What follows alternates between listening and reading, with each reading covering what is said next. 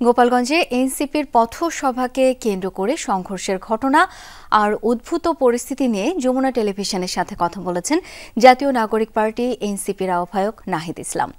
দিয়েছেন আমাদের বিশেষ প্রতিনিধি আখলাকুস সাফার বেশ কয়েকটি প্রশ্নের উত্তর।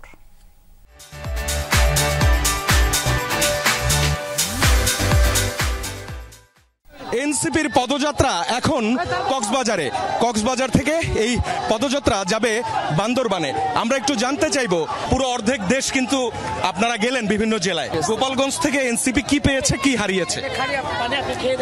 গোপালগঞ্জ থেকে সবচেয়ে বড় যে জিনিসটা, যেটা দেশের মানুষের কাছে এই এক বছর পরেও যেটা এসেছে, যে মুজিববাদী ফ্যাসিস্ট যে শক্তি, সেই শক্তিটা কিন্তু বাংলাদেশ এখনো রয়ে গিয়েছে, এবং যেটা আমরা আসলে অনেকভাবে বলার চেষ্টা করেছি। এই মুজিববাদী শক্তিটা শুধু আইন করে আপনি দল নিষিদ্ধ করলে সেটা শেষ হবে না বাংলাদেশ থেকে, কারণ এটা একটা মতাদর্শ। ফলে তার যে সাংস্কৃতিক ভিত্তি, সেটা মিডিয়া থেকে শুরু করে সব জায়গায় রয়েছে। তার যে অর্থনৈতিক ভিত্তি, তার সকল ব্যবসা কিন্তু এখনো কার্যকর রয়েছে। ফলে এই শক্তিকে সম্পূর্ণভাবে পরাস্ত করতে হইলে আমাদেরকে আসলে এই লড়াইটা নানান ফ্রন্টে চালিয়ে যেতে হবে। এইটা বাংলাদেশের জনগণের কাছে স্পষ্ট হয়েছে। আর আমরা অবশ্যই আমাদের যে পদযাত্রা, সেই পদযাত্রাতে একটা ব্যাঘাত ঘটেছে গোপালগঞ্জের এই হামলার কারণে। আমাদের সেই দিন দুইটা জেলা আমরা করতে পারি নাই। সার্বিকভাবে এটা একটা আমাদের উপরে একটা ধাক্কা তৈরি হয়েছে, কিন্তু সেটা আমরা আবার একদিনের মধ্যে সামাল দিয়ে আমরা এপিসিতে করে আপনারা নিরাপদে আসলেন। এটাকে অনেকে পলায়ন বলছে, আপনি কি বলবেন আসলে সেই সময়ের বাস্তবতাটা?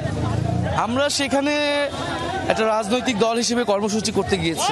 আইন শৃঙ্খলা বাহিনী আমাদেরকে ঠিক যেভাবে ডিরেকশন দিয়েছে, আমরা সেভাবে সেখানে গিয়েছি, সেভাবে সেখান থেকে বের হয়েছে। আইন শৃঙ্খলা বাহিনী যেভাবে ডিরেকশন, যেই রুটে, যেই প্রক্রিয়া আমাদেরকে যেতে এবং বেরোতে বলছে, আমরা কিন্তু তাদের কথাই শুনেছি। এখানে তো আমরা আসলে কোনো ধরনের যুদ্ধ বিগ্রহ করতে যাইনি। ফলে নিয়মতান্ত্রিকভাবে আমরা আমাদের কর্মসূচি পালন করেছি। আইন শৃঙ্খলা বাহিনী যেভাবে বলেছেন, তারা যদি আরো সক্রিয় হতো তাহলে আসলে এই পরিস্থিতি তৈরি হতো না। ধন্যবাদ হাসনাত, আপনাকেও ধন্যবাদ। আখলাকুস সাফা, যমুনা নিউজ, কক্সবাজার।